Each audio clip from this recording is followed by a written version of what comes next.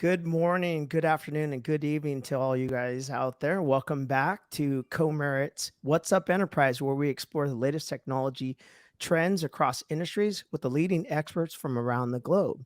So today, this is going to be really fun. I thought it would be awesome to actually bring in one of our top consultants out there, Cara Burke, and she was so nice to agree to let me just interview her without really much prompting. I just thought it was a good idea. I think a lot of times our clients want to know and meet some of the experts that we have out there in the field. The other thing is, I know that I have some listeners who are trying to figure out how to become consultants. They're currently like working for a particular project. They've been at a company for 10 years. They've implemented SAP, they've implemented Salesforce, and they're always curious, like, how did someone go from where they were into a consultant, or how did they choose that? So I'm probably going to ask you stuff like that. But what, like I always tell a lot of my guests, this is more like a fireside chat where the best that we could do, to me, is that we're just having a chat, like if I were to talk to you, and other people got to feel like they were listening in on this cool conversation. There's a lot of things that can pop up. I know some clients will be like, gosh, they have a lot of clients on their client list. And you know what? That's someone texted me that today. They were looking at the background because they use the same background that you do. Mhm. I have not used it, not on the podcast, but it is, to me, even a very impressive list of clients that we have helped over the last 15 years implementing enterprise solutions in SAP. We started on the R3 side, and eventually we got into BW, then into HANA. And then now, if we skip all the way to today, we are now helping clients implement data transformation initiatives. And that stuff, even up to and including things like SAP DataSphere. So, but we won't get into I don't want this to be a real technical thing. I just want to be an opportunity to talk about you, Kara, and all the great things you've done. So, first, tell me, so how long have you been doing consulting? Not very long. It's a new thing for me. Really, this role is my first specifically consulting role. Awesome. Yeah. I did my prior role at Disney was sort of consulting. It was a contract role.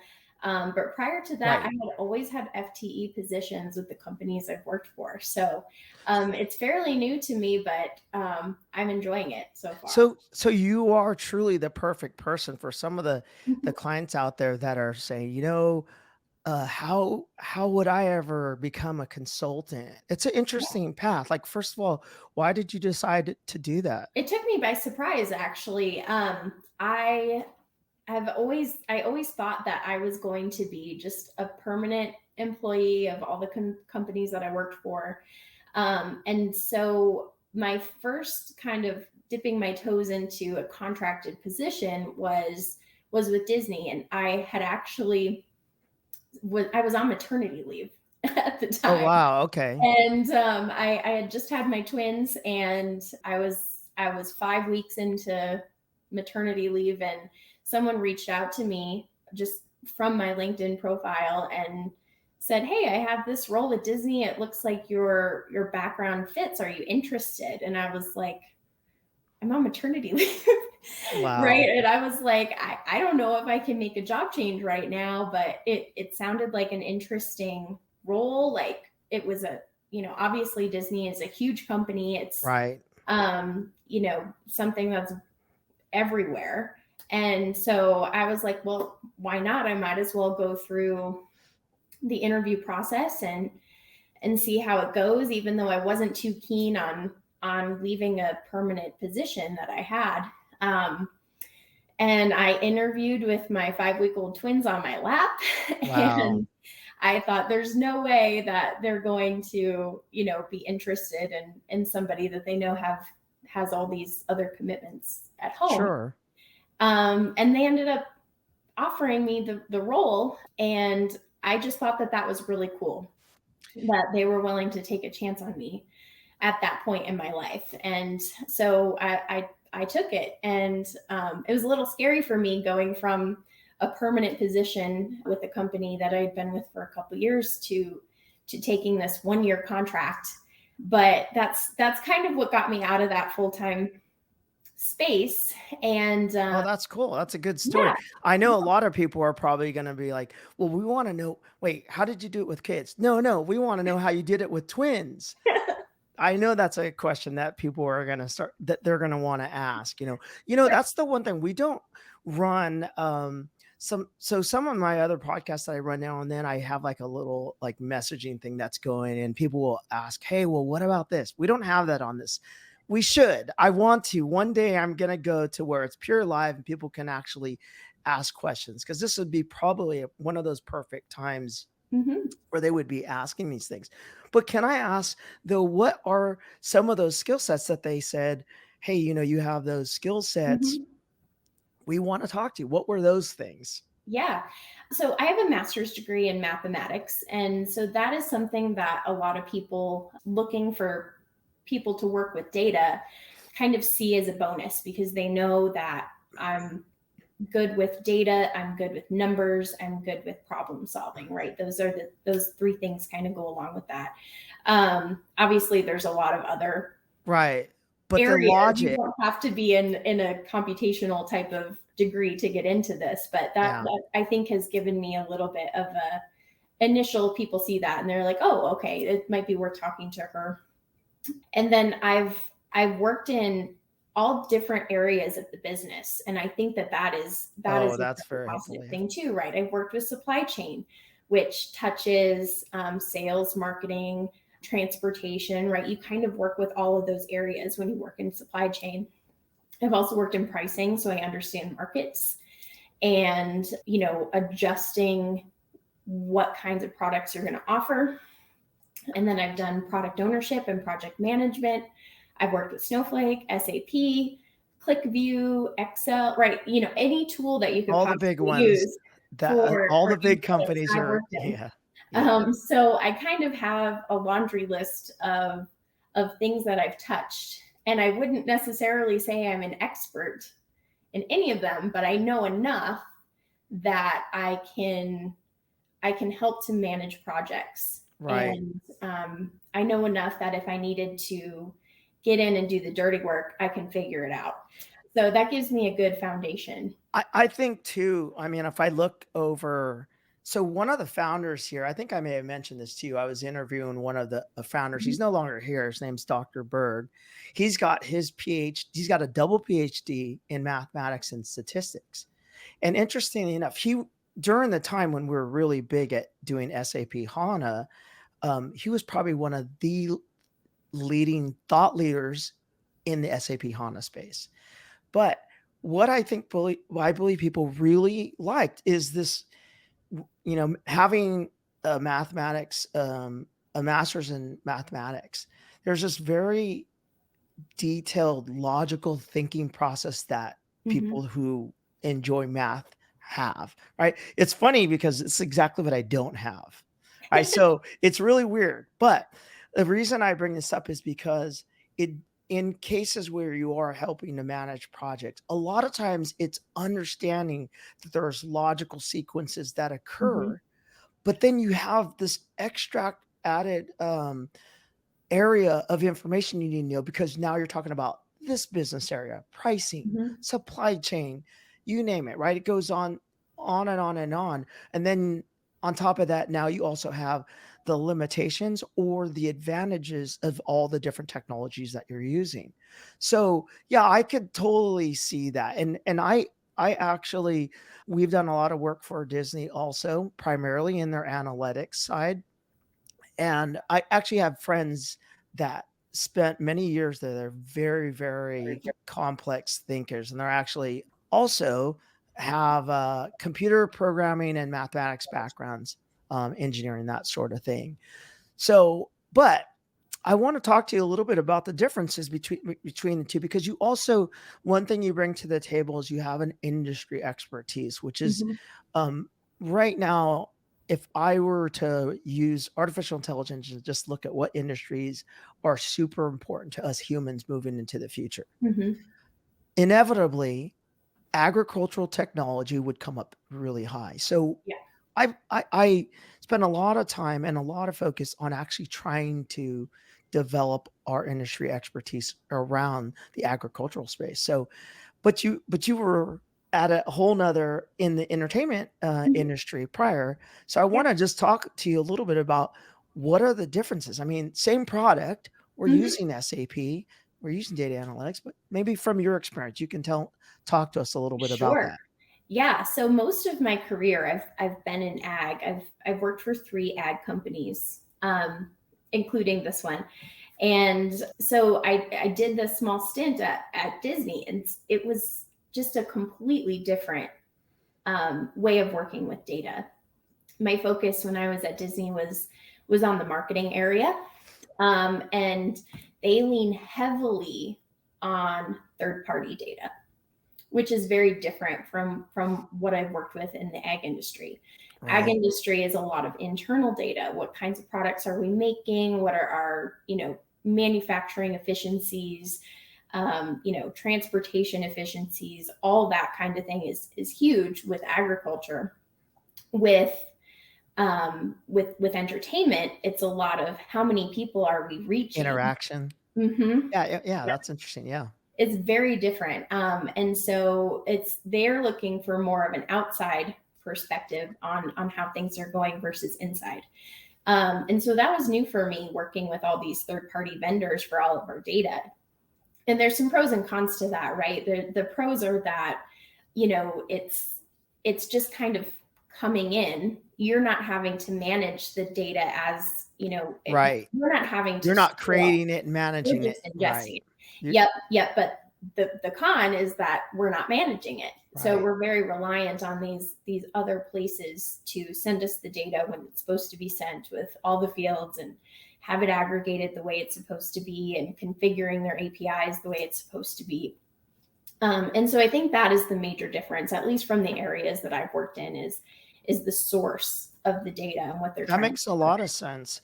Well, let me ask you, so do you think well, now there's so much technology coming out nowadays that will help us analyze data, right? So we Mm-hmm. focus heavily, our company, we focus heavily on SAP visualization, SAP tools, other non-SAP tools, Tableau, Mm-hmm. Power BI, what have you. But in general, um, we a lot of our time is spent on data modeling, right? And in this case, a lot of it is our internal data. But based upon what you've seen, like in the entertainment media, third party data, as you mentioned, Mm-hmm. where do you see there's opportunities for agricultural organizations? I mean, knowing now there is lots of new tools coming online. We'll get Yeah. if we have time, we'll get into that later. But just from what you've seen, I mean, where do you see that there's some opportunities for agricultural industry Mm-hmm. focused organization? Yeah. Something that I've taken from working for Disney is, like I said, the ability to leverage third party data. And there's all kinds of things out there that will help us to understand audiences. So what do people in certain regions look for? And we don't really think about that when we think about agriculture. We're not thinking about audiences, right? But people in different areas have different wants and needs. You may have some people that are looking for organic, super clean. They don't use XYZ types of fertilizers, all of that. And then you have other areas that are maybe looking more for volume, things like that. So I think we can take a lot of what Disney is doing in terms of understanding how they're marketing their entertainment products, and take that into agriculture too. How do we figure out how to target certain types of products to different regions? And a lot of that is happening. But from what I've seen, it's a lot of internal analysis. Can we go out and find something external that gives us that information, and combine it with what we have already to come up with So, an improved plan? in your experience, with across the board, not naming names in Mhm. whatever specific agriculture, what are some of the KPIs that they focus on? Because, like you said, it's a Mhm. lot of internal data that they're looking at. Yeah, So, from an agricultural perspective, what KPIs are there? Like, hey, this needs to be top of the charts. This needs to be in front of me. What are sure. those things? Definitely output, right? Oh, So, makes sense. Yeah. yeah, so if we're looking at a manufacturing facility that's producing these products that then go to market, right? It's how fast are our machines working? How often do they break? How quickly are we getting them fixed when they do break? Where are areas from, kind of an engineering perspective when you're looking at that machinery? Where are places that we can improve that? And so that is a huge one. The other one is yield, and this is huge with ag because the USDA has such strict requirements on a lot of these products. And so a lot of things won't hit those requirements and they get thrown out. So that's Wow. an automatic loss or missed opportunity for revenue. Wow. Um, and so I think that's a place where some of this technology, like the photographic technology, where it's sensing, what's a Computer vision. good, yeah, computer Yep. vision. What is a good product versus a bad product? How does it grade in terms of, cattle, for instance, prime, choice, select? Wow. Doing that with a computer, and that helps to hopefully maximize revenues and profits for these companies by having that in place. Um, and then also figuring out, okay, like let's go back to cattle. We're figuring out from our computer vision, we're getting so much cattle that is grading prime from these suppliers. How can we get more of their product in and make that a higher percentage of the cattle that we're purchasing to process? And so that's an opportunity too. So a lot of the opportunity in what's being analyzed in these companies is from that manufacturing side. That's awesome. So we could go really deep in a lot of technology stuff, but I know that also people that are looking to um, move into maybe even a new field or get more involved into Mhm. data analytics,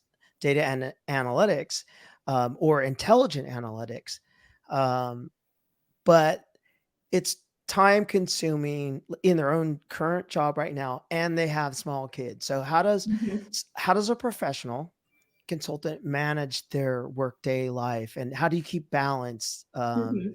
with all this going on? Because it's like you're having when you work for someone else, you're actually managing their it's like their baby, right? Their Yeah. business is their baby. So how do you do that?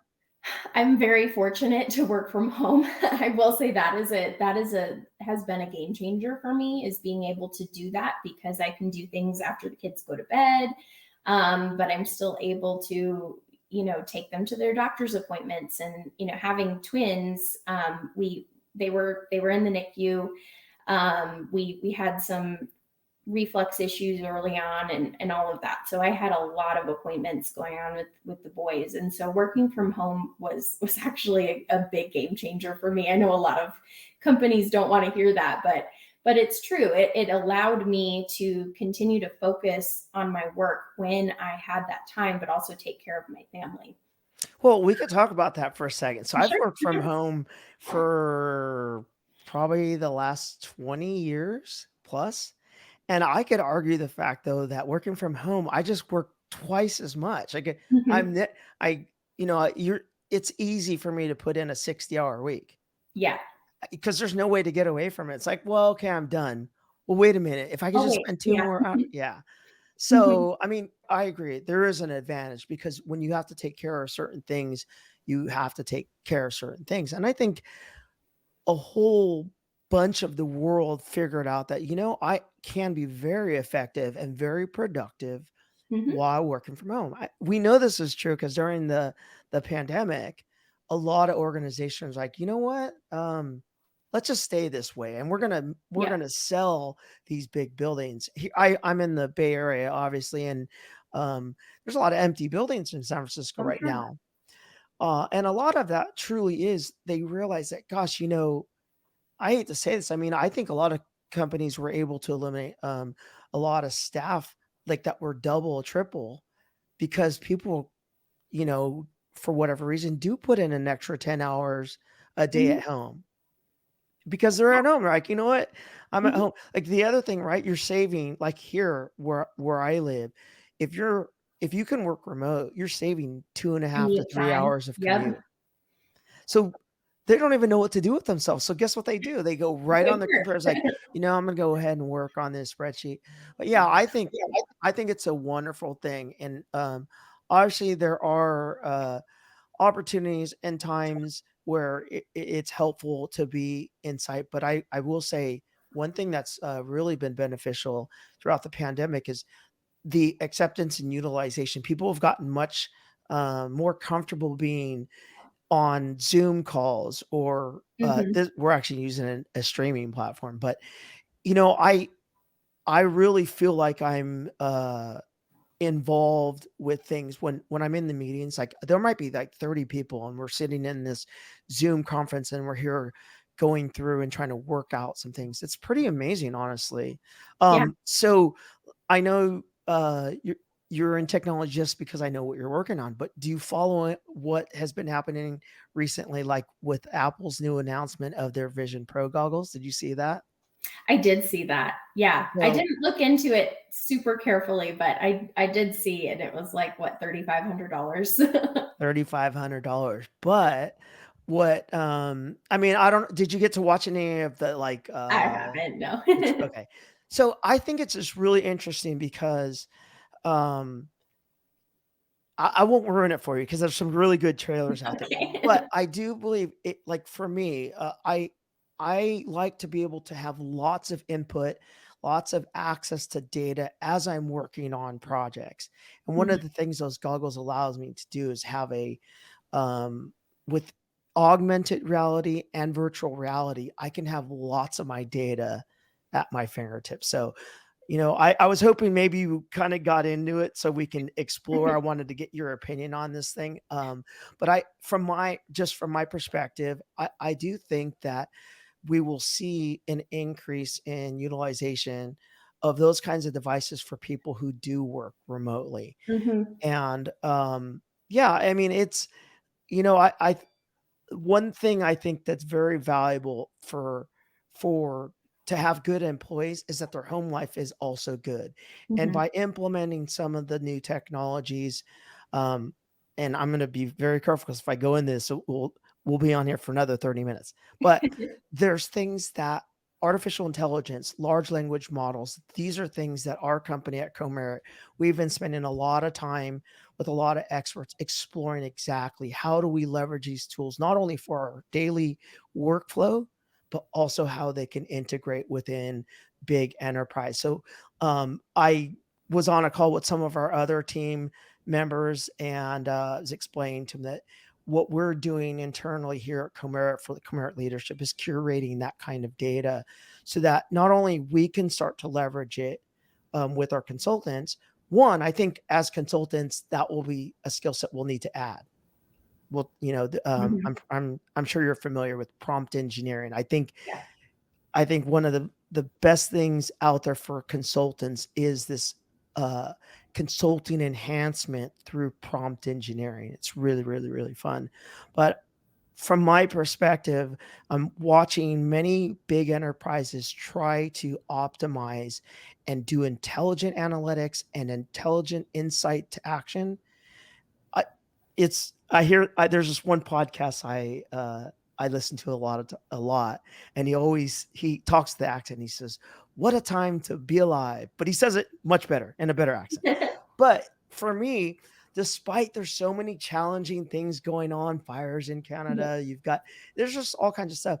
It's super exciting to know that even as consultants, what we're providing in terms of services today, so much more will be integrated, incorporated into what we can offer, even remotely, especially through all these new advancements in large language models, the AI type tools. So, but Absolutely. yeah, I want to just let you know in this last few minutes, we really appreciate the work that you put in. Thank you. Lots of great feedback from the team and also from the client. It's really awesome to have people like yourself on the team that bring that depth of experience, that, you have a very strong logical mind. But one other thing I'll tell you, and this is also for people out there that want to become consultants. So it's one thing to actually know and understand your product. It's a whole nother thing to know and understand people.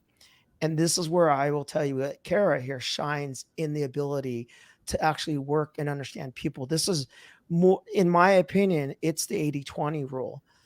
And understanding people is probably one of the largest, most important factors of becoming a very good consultant. And Cara, you definitely display those characteristics, and I really Thank you. appreciate having you do that here. So, in these last parting minutes, any tips or recommendations you could have, that you would have for anyone else that would be looking into, how do I become a consultant? Mhm.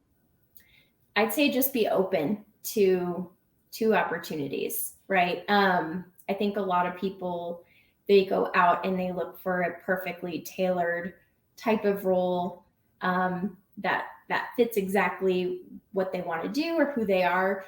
Be open to something that is going to cross the boundaries a little bit of what you think you can do, or want to do. And that's where you're going to learn the most. The positions where I've learned the most about how business functions were things that I never in a million years would have thought I would be doing. Right? I did a stint in purchasing. I did a lot of work with supply chain, and I never expected to be doing that kind of work. But that's where I've learned the most, and how I've been able to apply that towards, how I work with all these businesses. And so I think that's the biggest thing. Just be open to trying something new and be open to opportunities that come your way. Last question. If they can only learn 3 tools to Mm, become, before they try to, like, someone's going to ask them this question, if they yeah. try to get a consulting job, what 3 tools would you recommend? SQL, Jira, or probably Power BI or ClickView, something with visualization. Those are good. Okay.